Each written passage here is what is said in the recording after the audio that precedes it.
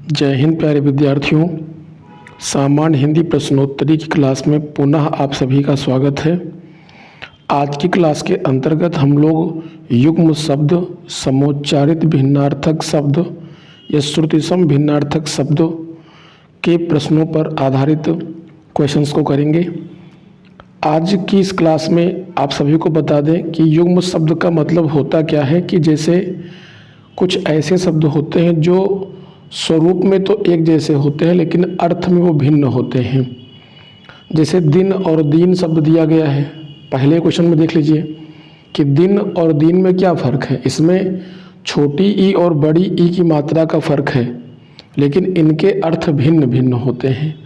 तो इस टॉपिक पर आधारित विभिन्न प्रतियोगी परीक्षाओं में जो प्रश्न पूछे गए हैं उन पर आज हम लोग डिस्कस करेंगे इस क्लास में। अब तक इस क्लास में कुल मिलाकर के 30 प्रश्नों को समाहित किया गया है। तो चलिए आज का पहला प्रश्न देखते हैं। दिन दीन शब्द युग्म का सही अर्थ क्या होता है? गरीब दिवस, दिवस गरीब, दोपहर गरीब या सुबह गरीब। तो दिन माने क्या होता है? दिवस, और दीन माने होता है गरीब। प्रश्न का सही उत्तर क्या होगा? Option number B. अगला क्वेश्चन है कि दूसरा है कि युग्म शब्द का कौन सी जोड़ी सही है? धरा पृथ्वी, न्याय अन्याय, मान अपमान, अचल अचला। प्रश्न का सही उत्तर होगा ऑप्शन नंबर डी। अब अचल और अचला में आ की मात्रा का फर्क है, लेकिन अचल का अर्थ होता है पर्वत और अचला का अर्थ होता है पृथ्वी। तो युग्म शब्द के आधार पर ऑप्शन नंबर डी में दिया गया विकल्प पूर्णतया शुद्ध होगा। तीसरा प्रश्न है कि अली अली शब्द युग्म का सही अर्थ क्या होता है?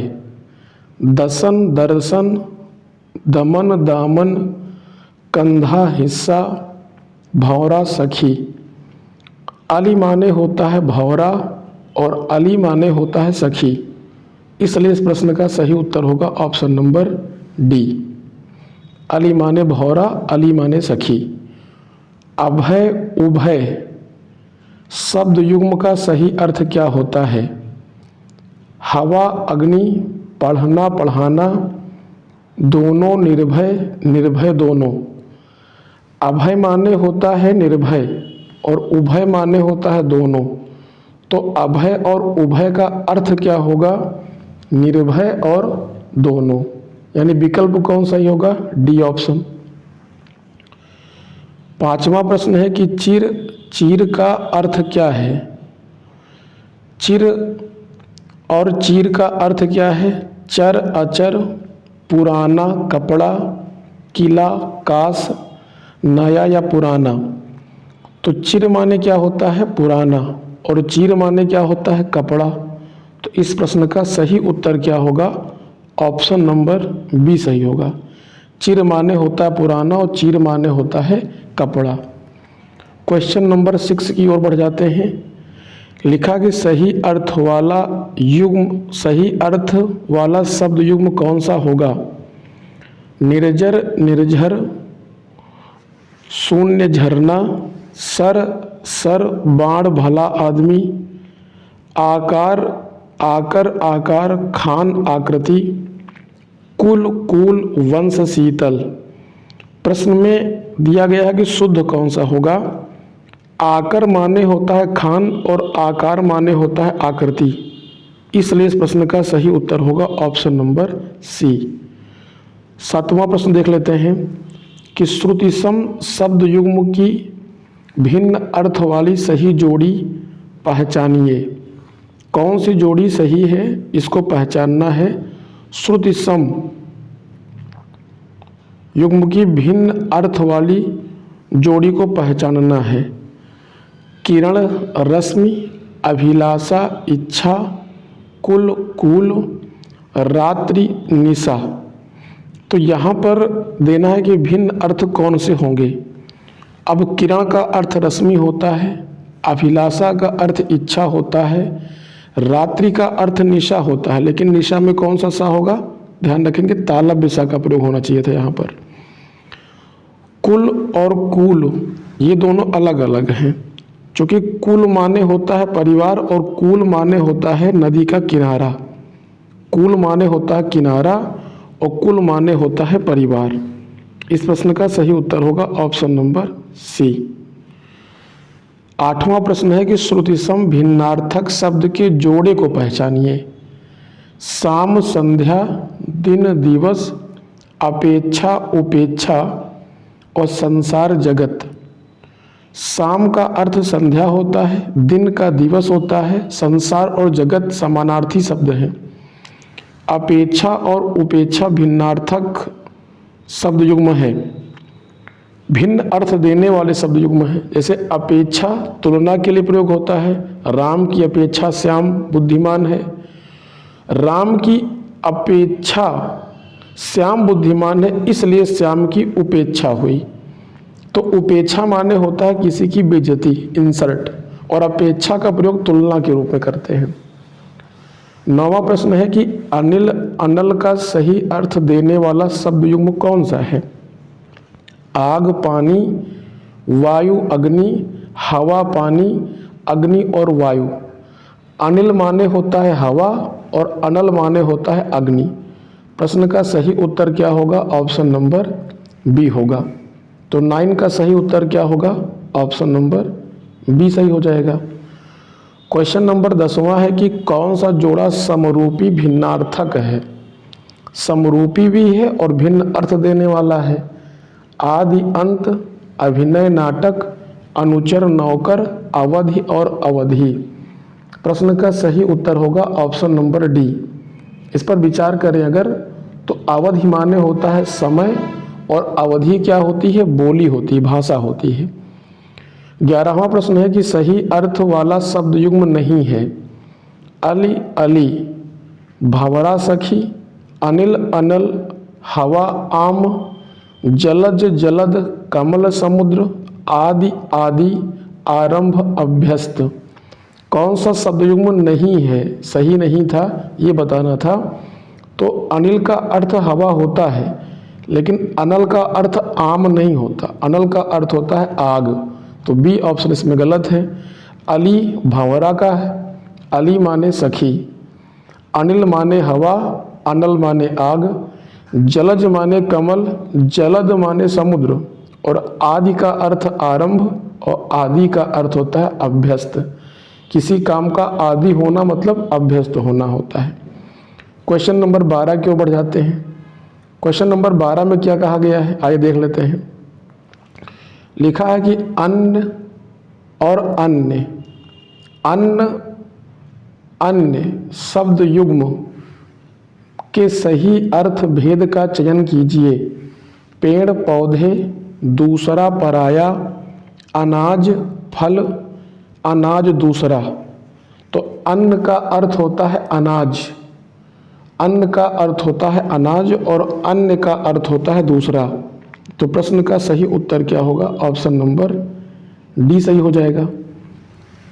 13वां प्रश्न है कि चिर, चीर के अर्थ के सही विकल्प का चयन कीजिए। पेड़ वस्त्र, पुराना वस्त्र, वस्त्र पुराना, लंबा प्राचीन। चिर माने होता है, चिर माने होता है, चीर माने वस्त्र होता है और चिर माने होता है पुराना। तो पुराना, चिर माने पुराना और चीर माने वस्त्र, यानी ऑप्शन सही होगा बी। अगला प्रश्न है 14वां। शब्द युग्म के सही अर्थ भेद का चयन कीजिए। समुद्र कमल, बादल समुद्र, जल कमल, कमल बादल। इसमें सही अर्थ भेद का चयन करना था कमल बादल, कमल बादल। अब कमल बादल कैसे हो जाएगा, इसको समझना पड़ेगा। जैसे एक शब्द ले लिया हमने जलज, क्या ले लिया, जलज ले लिया। अब जलज में क्या है, जलज में जा है लास्ट में, तो जलज माने होता है कमल, और एक शब्द होता है जलद, तो जलद माने होता है बादल। तो जलज कमल और जलद बादल, मतलब ये युग्मार्थक शब्दों की आधार पर सही अर्थ देने वाले शब्द युग्म थे। सकल, सकल का अर्थ क्या होता है? सन और संवत, संपूर्ण और अंश, सबल और निर्बल, कला और कृति। तो अगर दंती वाला सा के साथ सकल है तो इसका अर्थ होता है संपूर्ण, और अगर तालव्य वाला सकल है सा से तो इसका अर्थ होता है अंश। सकल माने अंश होता है और सकल माने संपूर्ण। 16 प्रश्न है कि निम्न में से कौन सा व्याधि, आधि, व्याधि शब्द युग्म में आधि का अर्थ होता है? आधि और व्याधि में आधि का अर्थ बताना है क्या होता है। आधा, अधक, पारी जैसे रोग, मानसिक कष्ट या पागलपन। तो यहाँ पर चूंकि आधि का अर्थ पूछा गया है और आधि का अर्थ होता है आधा, आधि का अर्थ होता है मानसिक कष्ट और व्याधि का अर्थ होता है शारीरिक कष्ट। यानी आधि मानसिक कष्ट है और व्याधि शारीरिक कष्ट हो जाएगा। निम्नलिखित में से कौन सुमेलित नहीं है? क्वेश्चन नंबर 17 बताना है कि निम्नलिखित में से कौन सा सुमेलित नहीं है। कौन सुमेलित नहीं है? परुष कठोर, तरणी सूर्य, तरणी नाव, इति पीड़ा। इसमें कौन सा सुमेलित नहीं है? परुष माने कठोर होता है, तरणी माने नाव होता है, तरणी का अर्थ सूर्य होता है, लेकिन इति का अर्थ पीड़ा नहीं होता। इति का अर्थ होता है समाप्ति। इति का अर्थ क्या होता है? समाप्ति होता है, ना कि पीड़ा। तो इस प्रश्न का सही उत्तर होगा ऑप्शन नंबर डी। 18वां प्रश्न है कि निम्नलिखित, अगर यहाँ पर इति के स्थान पर ईति हो जाता, क्या हो जाता? अगर यहाँ पर बड़ी ई लग जाती, ईति लिखा होता, तो ईति का अर्थ होता है पीड़ा, लेकिन इति का अर्थ होता है समाप्ति। ध्यान रखेंगे। 18वां प्रश्न है कि निम्नलिखित में से कौन सुमेलित नहीं है?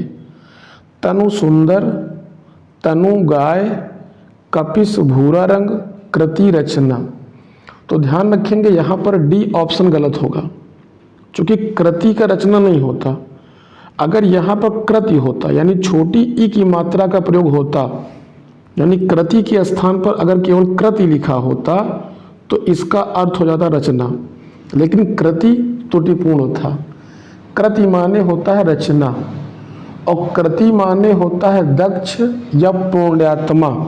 यानी अगर हम कृति शब्द की बात करें, बड़ी ई की मात्रा वाला कृति, तो इसका अर्थ होता है दक्ष या पुण्यात्मा, लेकिन कृति का अर्थ होता है रचना। 19 नंबर प्रश्न में देख लेते हैं क्या है। 19 प्रश्न कहता है कि निम्नलिखित में से कौन सा सुमेलित नहीं है? नाड़ी नस, निवृत्त छुट्टी, बाढ़ रोक, संकर मिश्रित। कौन सा सुमेलित नहीं है? बाढ़ का अर्थ रोक नहीं होता है। बाढ़ तो एक प्रकार से प्रवाह ही होता है। बाढ़ का मतलब सैलाब है। अगर बाढ़ के स्थान पर यहाँ बाढ़ हो जाता, क्या हो जाता? बाढ़, यानी आड़ा का प्रयोग हो जाता, तो बाढ़ माने रोक होता है, लेकिन बाढ़ माने होता है सैलाब। बाकी निवृत्ति छुट्टी सही है, संकर मिश्रित माने जाति होती है, और नाड़ी का मतलब नस होता है। 20वां प्रश्न है कि निम्नलिखित में से कौन सा सुमेलित नहीं है? अवधूत साधु, अधूत निडर, स्वत अधिकार, जरठ युवा। तो जरठ का अर्थ युवा नहीं होता, इस चीज का ध्यान रखिएगा। जरठ का अर्थ युवा नहीं होता, जरठ का अर्थ होता है बूढ़ा और युवा का अर्थ होता है जवान। बाकी साधु को अवधूत कहते हैं, निडर माने अधूत होता है, अधूत का अर्थ निडर होता है, और स्वत्व का अर्थ होता है अधिकार। निशान, निशान का अर्थ क्या होता है? चिन्ह झंडा, झंडा चिन्ह, चिन्ह लज्जा या झंडा लज्जा। तो इस पहले निशान में यानी जिसमें दंती सा का प्रयोग होता है, इस निशान का अर्थ होता है झंडा और बाद वाले निशान का अर्थ होता है, यानी ताला बिस्सा वाले निशान का अर्थ होता है चिन्ह। तो प्रश्न का सही उत्तर होगा ऑप्शन नंबर बी। पहले निशान का अर्थ होता है झंडा और दूसरे निशान का अर्थ होता है चिन्ह। 22 नंबर प्रश्न है कि परिमाण परिणाम का अर्थ क्या होता है। परिमाण और परिणाम का अर्थ बताना है। तो फल तौल, तौल हवा, फल पवित्र या तौल फल। परिणाम का अर्थ होता है फल और परिमाण का अर्थ होता है तौल, इसलिए इस प्रश्न का सही उत्तर होगा ऑप्शन नंबर डी। 23वां प्रश्न है कि केतु का अर्थ क्या होता है। पताका घर, घर पताका, कील घर या घर तोता। केत माने होता है घर। पहले केत का मतलब क्या है घर, और केतु माने होता है पताका या ध्वज या निशान या झंडा या ध्वजी। तो इस प्रश्न का सही उत्तर होगा ऑप्शन नंबर बी। अगला प्रश्न है कि ऋतु का अर्थ होता है। ऋतु का अर्थ क्या होता है। मौसम सत्य, मौसम बाल, सत्य मौसम या सत्य मिसाल। तो ऋत और ऋतु के अर्थ बताना है। ऋत का अर्थ होता है सत्य, ऋतु का अर्थ क्या होता है सत्य, और ऋतु का अर्थ क्या होता है मौसम होता है। तो प्रश्न का उत्तर क्या सही होगा ऑप्शन नंबर सी। चलिए क्वेश्चन नंबर 25 की ओर बढ़ जाते हैं। 25 नंबर प्रश्न क्या कहता है। 25वां प्रश्न है कि अगम, आगम का अर्थ होता है। अगम और आगम का अर्थ बताना है क्या होता है। ऑप्शन दिए गए हैं दुर्लभ शास्त्र, शास्त्र दुर्लभ, दुर्लभ ताकत या शास्त्र संसार। अगर अगम की बात करें तो अगम का अर्थ होता है दुर्लभ और आगम का अर्थ होता है एक प्रकार के शास्त्र होता है। यानी अगर आपको ना पता हो तो जैन जो शास्त्र होते हैं उनको आगम भी कहा जाता है। तो अगम माने होता है दुर्लभ या जहाँ जाना कठिन हो वो अगम हो जाएगा, और आगम शास्त्र होता है। अकर, आकर का अर्थ क्या होता है। अकर, आकर का अर्थ बताना है क्या होता है। ना करने योग्य, बिना थके, खदान, बिना थके, ना करने योग्य, खदान, खदान दमन रहित। तो अकर माने क्या होता है ना करने योग्य, और आकर माने क्या होता है खदान होता है। तो इस प्रश्न का सही उत्तर क्या होगा ऑप्शन नंबर सी हो जाएगा। अजर, अजिर का अर्थ होता है। अजर और अजिर का क्या अर्थ होता है। आंगन, जो वृद्ध ना हो, जो वृद्ध ना हो आंगन, जो वृद्ध ना हो सिटकनी, देह और आंगन। अजर का अर्थ क्या होता है। अजर का अर्थ होता है जो वृद्ध ना हो, और अजिर का अर्थ होता है आंगन। तो जो वृद्ध ना हो और आंगन, इस प्रश्न का सही उत्तर क्या होगा ऑप्शन नंबर बी। अजर माने होता है जो वृद्ध ना हो, और अजिर का अर्थ होता है आंगन। 28वां प्रश्न है कि अगत, आगत का अर्थ होता है बुरी गति, आया हुआ, आया हुआ बुरी गति, समूह आया हुआ, बुरी गति आगे का। अगत और आगत, तो अगत का अर्थ क्या होता है। अगत का अर्थ बताना है क्या होगा। अगत का मतलब होता है बुरी गति, और आगत माने होता है आया हुआ। प्रश्न का सही उत्तर क्या हो जाएगा ऑप्शन नंबर ए। 29वां प्रश्न है 29 नंबर। लिखा है कि अंजित और अजित का अर्थ क्या होता है। अंजन युक्त, जिसे जीता ना गया हो, जिसे जीता ना गया हो अंजन युक्त, अंजन युक्त या निरोग या अग्नि। तो इसमें अजित का अर्थ क्या होता है जिसे जीता ना गया हो, और अंजित का अर्थ होता है अंजन युक्त। यानी इस प्रश्न का सही उत्तर क्या होगा ऑप्शन नंबर ए सही हो जाएगा। अंजित का अर्थ होता है अंजन युक्त और अजित का अर्थ होता है जिसे जीता ना गया हो। 30वां और इस क्लास का अंतिम प्रश्न है कि अंजन और अजन का अर्थ क्या होता है। अंजन और अजन का अर्थ क्या होता है।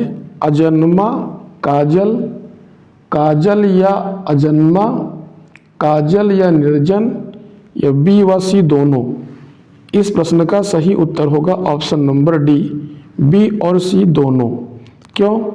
क्योंकि अंजन माने काजल होता है और अजन माने अजन्मा भी होता है और अजन माने निर्जन भी होता है, इसलिए इसमें बी और सी दोनों सही थे।